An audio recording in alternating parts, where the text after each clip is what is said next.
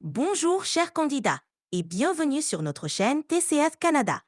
Aujourd'hui, nous allons aborder ensemble l'épreuve de compréhension orale du test de connaissance du français, le TCF Canada.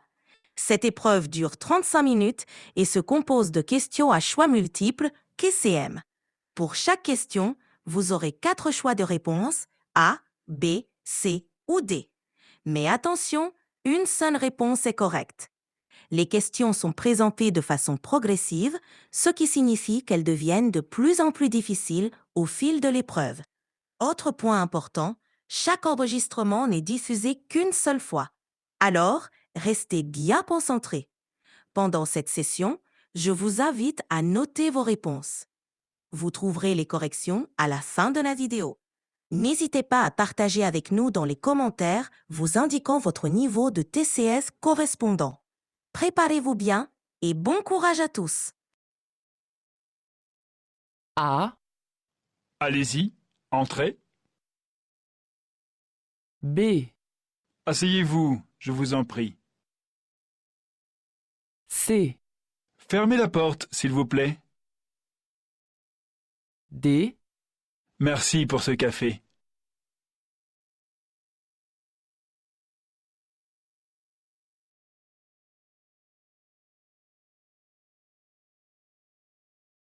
A, À bientôt. Au plaisir de vous revoir.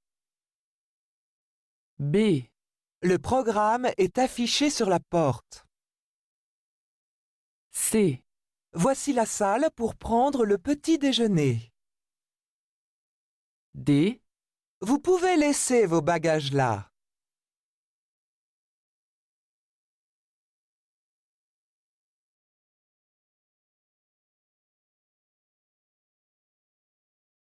Comment allez-vous à votre travail? A, À l'heure? B, À Paris.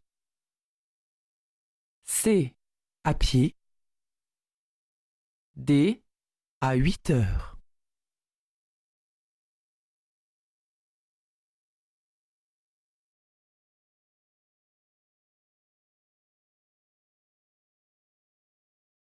Je ne sais pas utiliser la photocopieuse. Tu peux m'aider? A, Attends, je vais y aller. B, Laisse, je vais la réparer. C, Regarde, je vais te montrer. D, Tiens, je vais lui demander.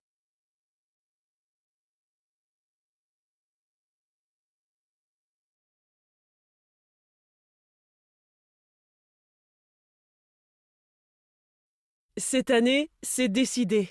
Nous allons faire du ski pendant les vacances de Noël. Tu nous accompagnes? A, Avec plaisir. Je suis libre demain. B, Bonne idée. J'adore la neige. C, D'accord. Je pars tout seul. D, Super. Je connais bien cette ville.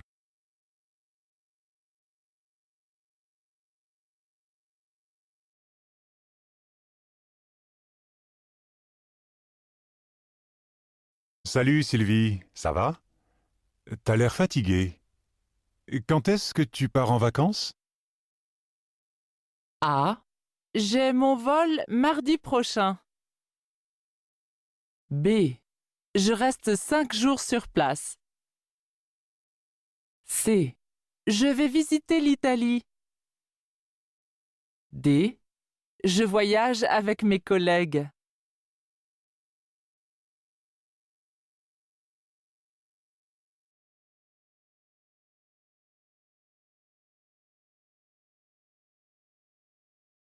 Qui a écrit ce roman policier? A, C'est un jeune auteur. B, Il est en solde aujourd'hui. C, Je le trouve intéressant. D, Ma sœur me l'a offert.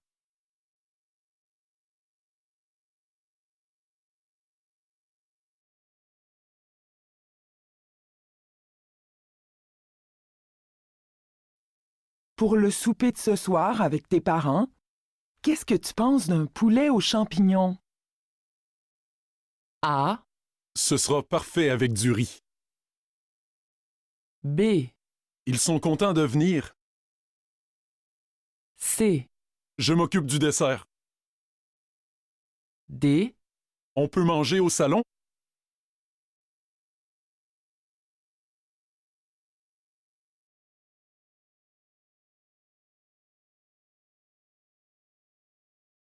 Bonjour monsieur, vous pouvez m'aider s'il vous plaît?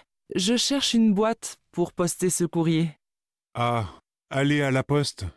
C'est à gauche, juste après le cinéma. Ou alors, il y en a une de l'autre côté, près du métro, en face de la pharmacie. Ah, parfait, merci. Que veut faire cette femme?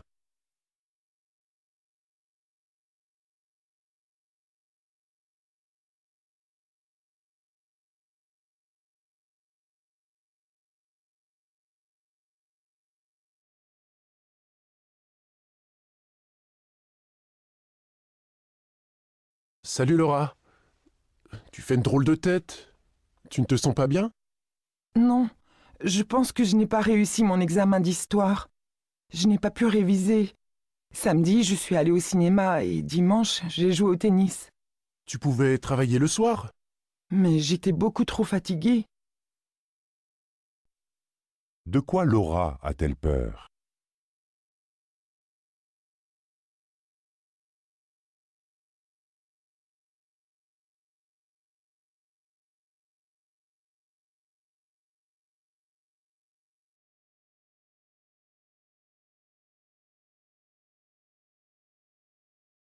Léo, comment ça va depuis que tu es dans ta nouvelle maison?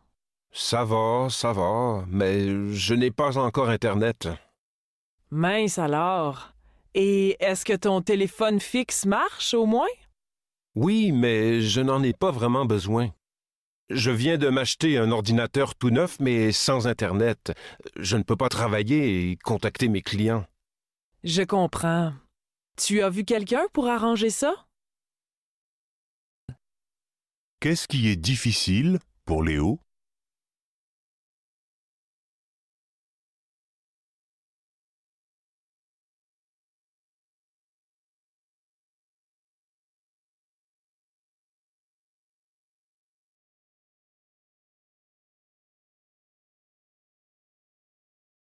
Ça te dirait d'aller voir Liberté ce soir? La séance est à 20h. D'accord, mais pas à 20h. C'est l'heure où je quitte le travail. Allons voir Séraphine alors. Il passe à 21h. Je l'ai déjà vu. Et pourquoi pas l'arbre? Il n'est pas encore sorti. De quoi parlent ces deux personnes?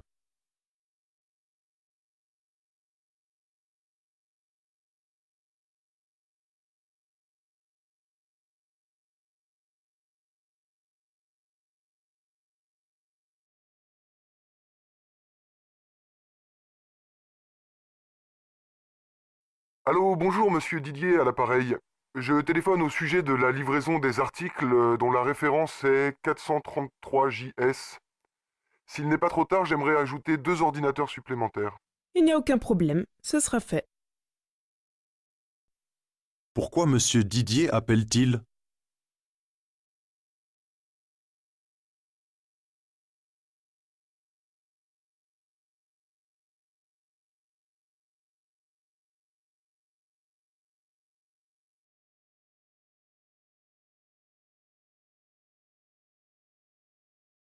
Bonjour. Votre professeur de mathématiques a téléphoné. Il a un problème personnel et ne viendra pas aujourd'hui. Il sera là pour votre prochain cours vendredi après-midi de 14h30 à 17h30. Je reste avec vous dans la salle jusqu'à 10h. Faites ce que vous voulez, mais en silence. Qu'apprennent les élèves de cette classe?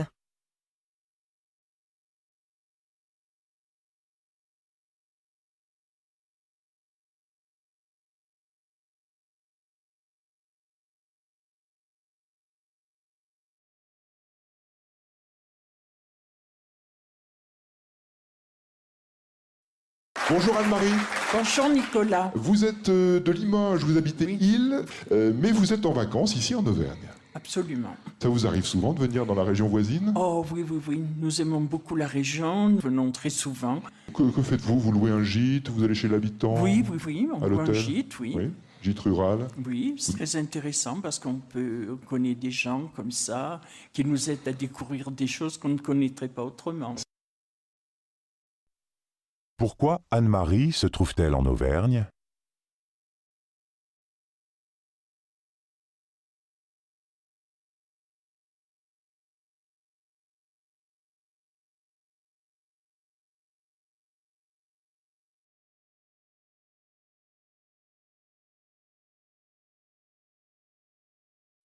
Je m'appelle Pascal.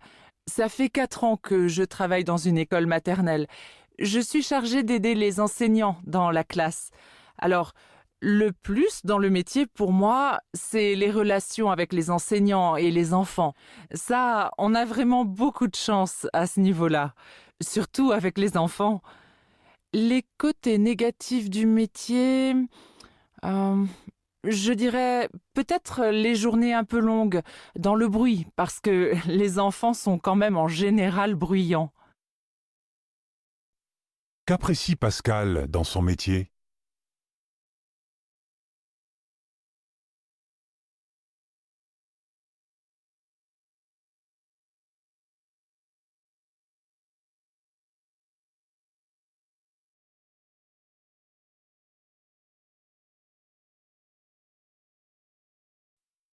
Allô? Pourrais-je parler au directeur des ressources humaines? Le directeur est actuellement en réunion, mais je peux lui transmettre un message. Je souhaite savoir s'il a bien reçu ma candidature pour le poste d'ingénieur. Je lui ai envoyé mon CV et ma lettre de motivation il y a 2 semaines et je n'ai pas reçu de réponse. Donnez-moi votre nom, s'il vous plaît, et je lui dirai de vous recontacter. Quel est l'objet de cet appel?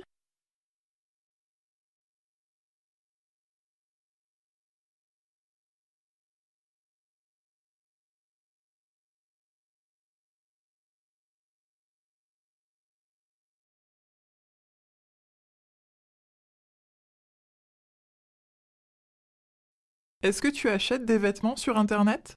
Oui, souvent. Les prix sont vraiment intéressants. Moi, j'ai eu une mauvaise expérience l'autre jour.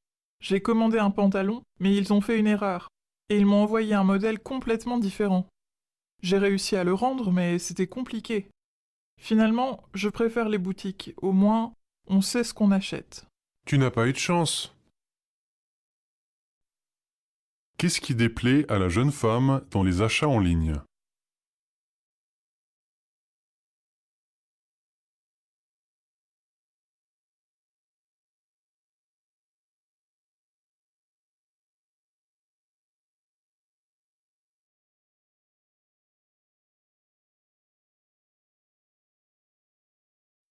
Oh, j'ai commencé dans l'entreprise.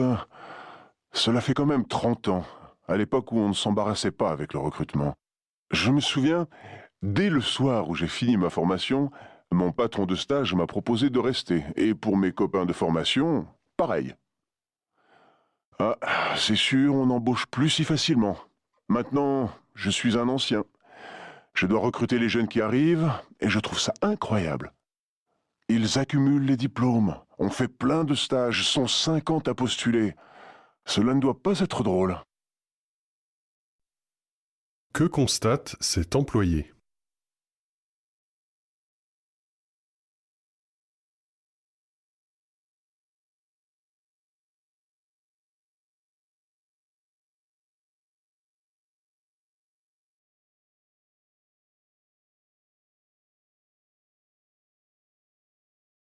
Bonjour monsieur, je cherche le dernier livre de Michel Tellier sur la France rurale du 19e siècle. Oui, attendez un moment, je demande à mon collègue. Bien. En fait, il ne nous reste que son dernier roman. L'ouvrage que vous cherchez est en rupture de stock. Nous en recevrons quelques-uns dans 2 semaines. Je peux vous en garder un si vous voulez. Oui, très bien, merci. Je reviendrai, gardez-moi un. Voilà madame, c'est noté. Merci beaucoup, à bientôt. Que propose le vendeur à la cliente?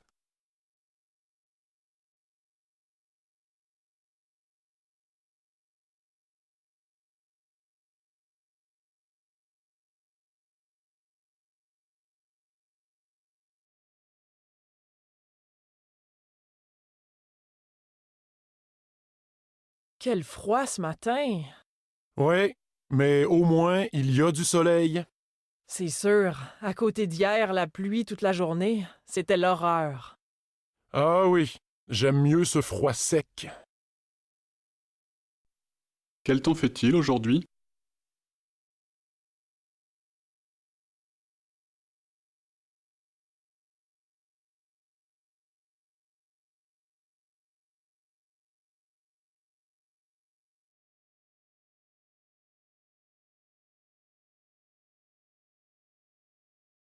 Sylvie, qu'est-ce qui vous plaît plus particulièrement dans votre travail?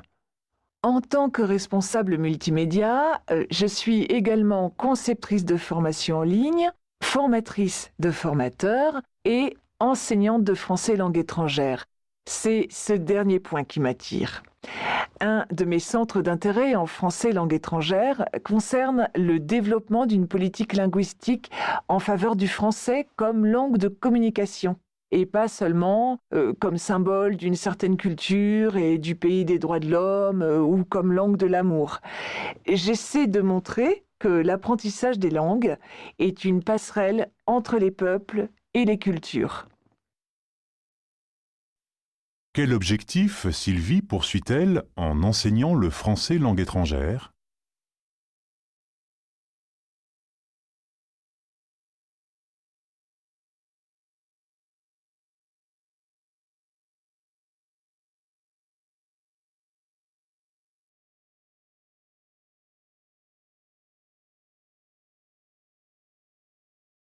Bonjour à tous.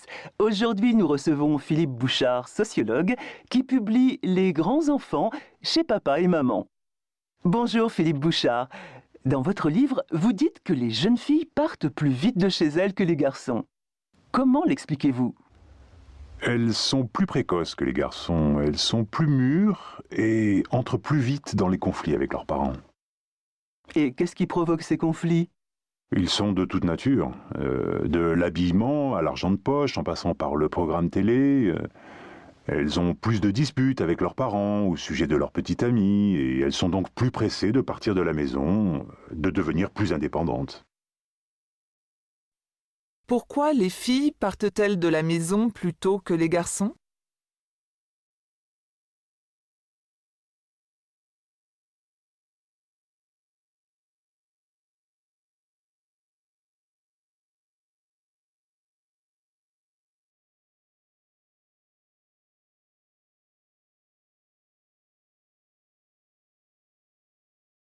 Bonjour monsieur, puis-je vous renseigner?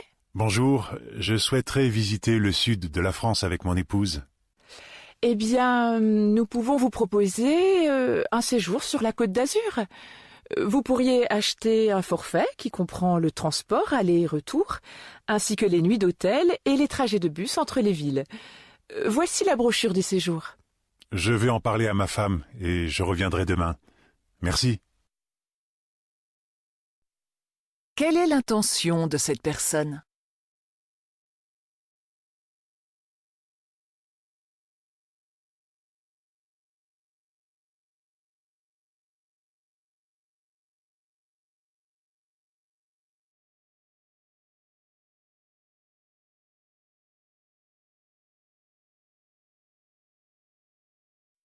Dis-moi, Paul, c'est quoi la pêche blanche au Québec?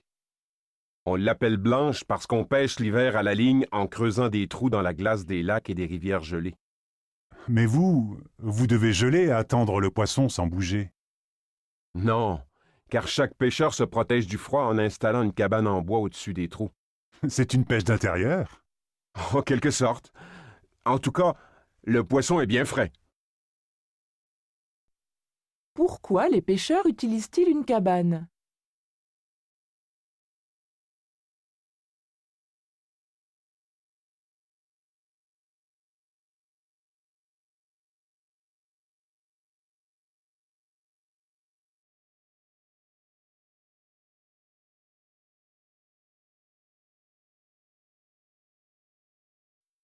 Claudine, je vous dis un grand bonjour. Bonjour Nicolas.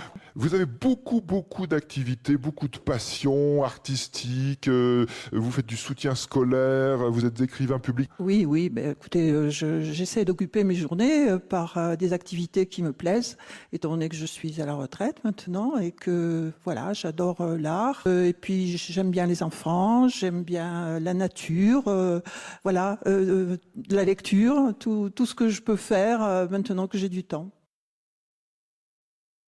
Pourquoi Claudine a-t-elle autant d'activités?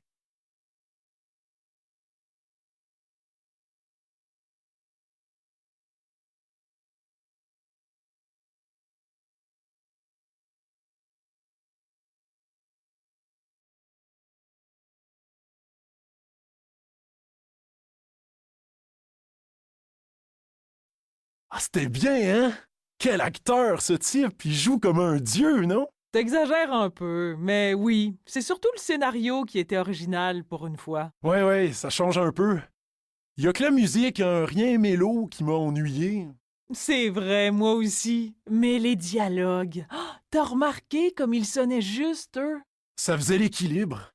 C'est quand même important, la bande sonore dans un film. Ouais, t'as raison. Ils auraient pu la soigner davantage. Qu'est-ce que les deux amis n'ont pas beaucoup apprécié dans le film?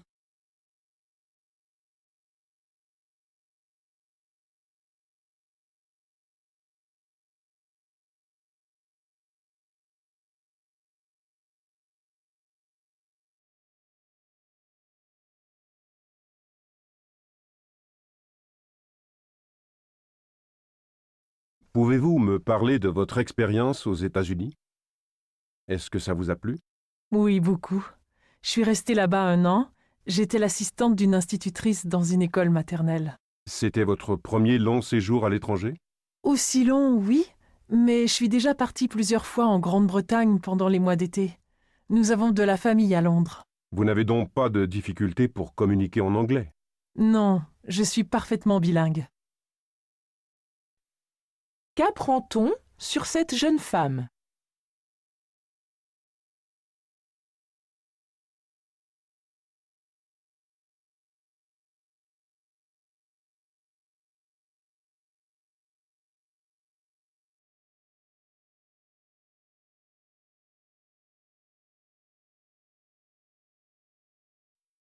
La vieille dame de fer dans tous ses états, ou comment les jeunes sans complexe se sont mesurés à cette forme unique qu'est la Tour Eiffel. Pour ce concours organisé par la Fondation Eiffel, adressé aux élèves des écoles d'architecture, la consigne était de rêver. Concevoir un édifice de très grande hauteur sur le Champ de Mars à Paris, à distance, accolé ou à la place de la Tour Eiffel. 3 étudiants suppriment donc carrément la tour. À la place, ils y construisent un aéroport vertical ou creusent un puits de lumière avec de vastes plateaux. D'autres choisissent de la rendre habitable en comblant ses vides par des baies de couleurs ou la dot d'un jardin suspendu. De quoi traite ce reportage?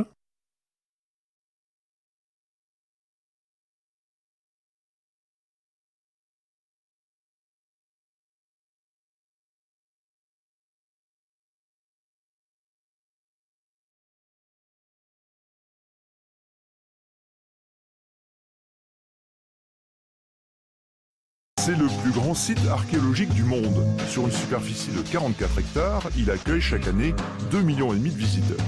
C'est sa chance, mais c'est aussi son malheur, car Pompéi, à une vingtaine de kilomètres de Naples, est en péril. L'Italie, qui se présente comme l'héritière du plus grand patrimoine de l'humanité, a bien tenté d'en prendre soin, mais ces dernières années, des effondrements en répétition nous montrent que l'on a franchi la frontière de l'urgence. C'est l'Europe qui s'émeut de l'état de quasi-abandon dans lequel se retrouve le site. Tout concourt à un laisser-aller dramatique, sans oublier l'inconscience des visiteurs qui se conduisent souvent dans ces ruines millénaires comme dans un vulgaire parc d'attractions. Qu'apprend-on sur le site historique de Pompéi?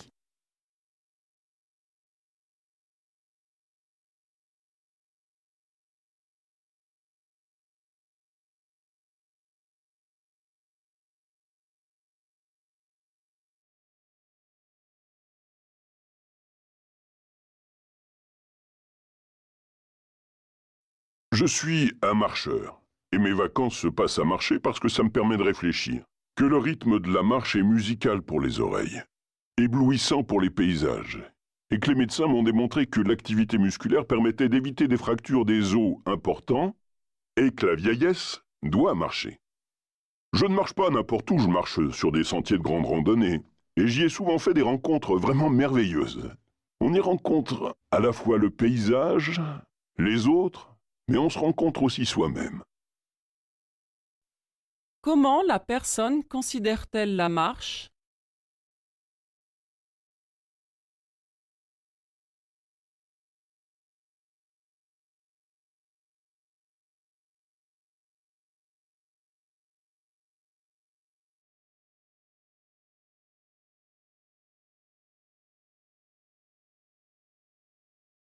Alors, Philippe, est-ce que vous pouvez nous en apprendre plus sur votre établissement?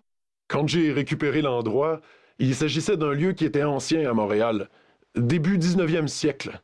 J'ai donc gardé ce qui était d'époque et j'ai rajouté une touche moderne, design, pour créer un espace particulier où les styles se mélangent. Comme je suis un passionné de meubles design, j'ai acheté des pièces qui me plaisent et en plus d'y manger, on peut assister à des soirées musicales. On a un DJ très connu internationalement dans le domaine de la musique électronique. Enfin, étant donné qu'on est dans un lieu très haut de plafond, j'ai accroché des tableaux, des œuvres contemporaines, mais on organise aussi des expos temporaires. Toutes les formes d'expression nous intéressent. Quelle est la particularité de l'établissement de Philippe?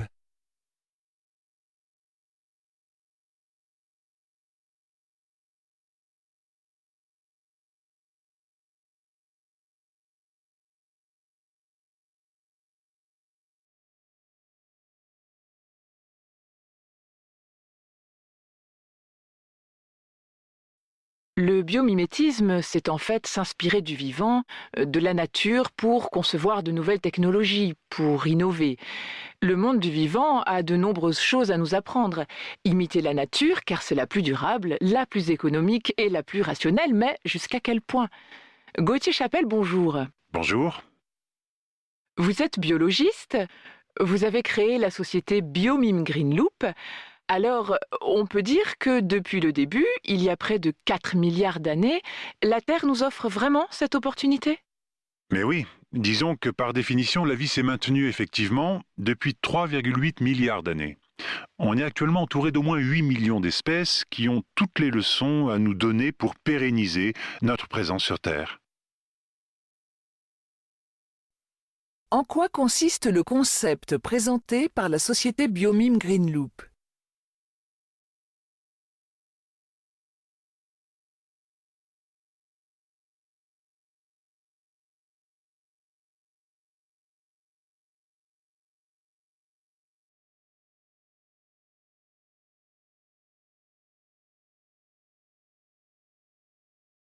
Les plus de 60 ans, ils sont près d'1 milliard sur la planète, 15 millions en France, et ce nombre a vocation à grossir. Aujourd'hui, les seniors, c'est 23% de la population française. Bientôt, ce sera 30%. Des seniors qui voyagent, qui consomment, qui s'équipent, des seniors dont la santé vacille aussi et qui entrent dans la dépendance. Un marché juteux pour les entreprises et un formidable gisement de croissance et d'emploi qui n'a pas échappé à Michel Delaunay, la ministre déléguée aux personnes âgées. Dans le secteur de l'aide à domicile, on considère qu'il faut 220 000 emplois de plus d'ici 2020. Incroyable, aucun autre ministère ne peut proposer autant de champs de croissance.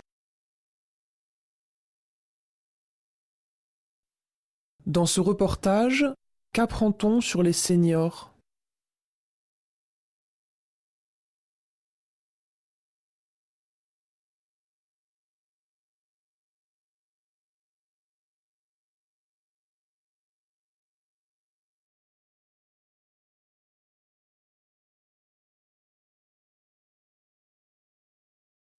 J'avoue qu'au début, j'étais très décontenancée par les textures des cosmétiques bio. Le shampoing ou le gel douche qui ne mousse pas, ou le dentifrice pâteux qui ne mousse pas non plus.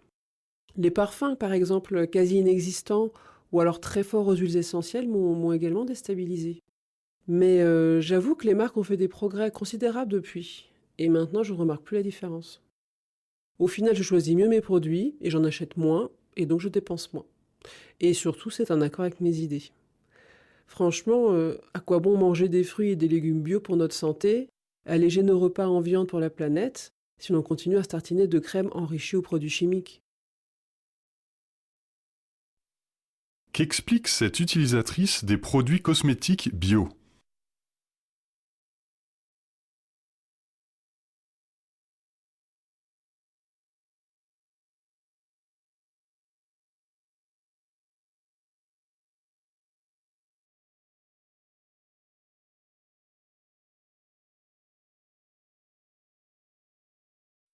Les Français plébiscitent l'idée, la droite et la gauche sont dans l'ensemble plutôt d'accord. Alors faut-il rendre obligatoire le service civique pour aider nos jeunes? Et pour y répondre, je reçois Nadia Bellaoui. Aujourd'hui, le service est plébiscité par les jeunes qui le font. Puisqu'il fait du bien aux jeunes, pourquoi ne pas le rendre obligatoire? Le service civique fait du bien aux jeunes, précisément parce qu'ils ont décidé de rendre un service à la nation. Ils en sont parfaitement conscients. Vous savez, on n'a pas idée de remercier quelqu'un pour un service qu'il n'a pas choisi de rendre. Que dit Nadia Bellaoui au sujet du service civique?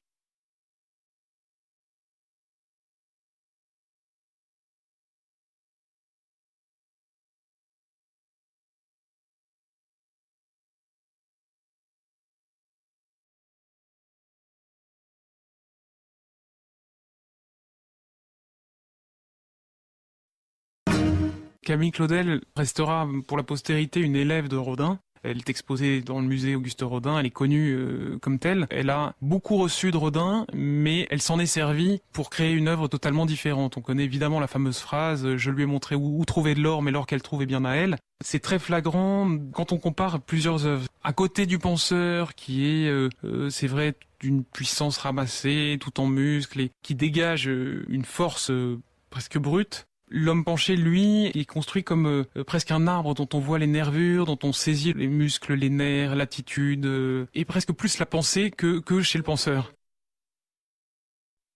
Sur quoi porte l'intervention?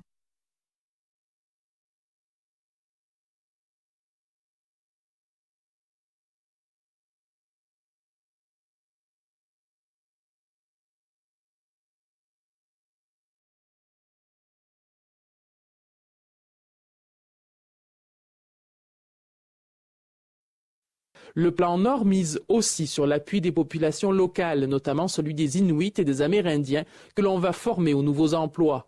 Certaines nations, comme celle des Inuits, ont des réticences. Ce conseiller juridique milite pour que son peuple et le gouvernement du Québec signent une entente pour sortir les Autochtones de leur dépendance économique. De toute évidence, les retombées économiques pour les communautés autochtones des Inuits ne seront pas là, tout simplement.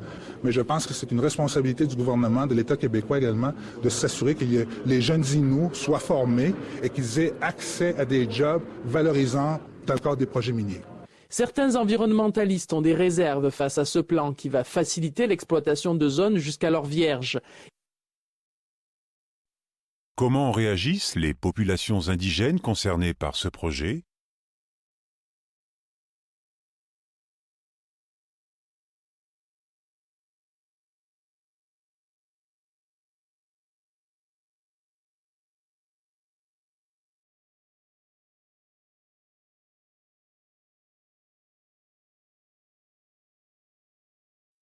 Alors c'est intéressant parce qu'effectivement, on n'est pas dans un débat politique ou écologique, on est vraiment sur la question économique, et là ça donne un tout autre éclairage justement, et de bonnes réponses à cette question du gaz de schiste. Oui, tout à fait. En fait, on voit aujourd'hui que le débat est très mal posé, parce que d'un côté, on nous parle de gains économiques qui sont supposés rapides et sûrs, et de l'autre, un coût environnemental qui maintenant, soi-disant, est sous contrôle, parce que ça fait longtemps qu'on fait de la fracturation hydraulique, et qu'on peut voir dans d'autres pays quels sont les effets du gaz de schiste. Mais en réalité, quand on se penche uniquement sur les effets économiques, on se rend compte qu'ils ne sont pas aussi élevés que ceux que nous avancent les pro-exploitations. Quel est le constat de l'intervenant sur l'exploitation des gaz de schiste?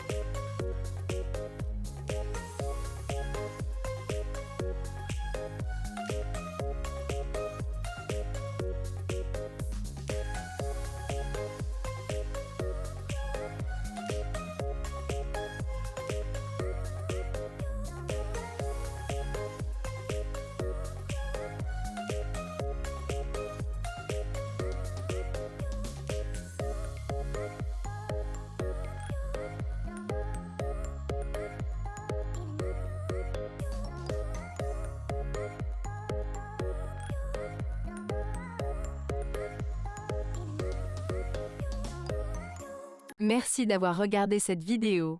Nous espérons qu'elle vous aidera. Abonnez-vous à notre chaîne pour ne rien manquer, laissez un j'aime et un commentaire, et partagez avec vos amis si vous avez apprécié.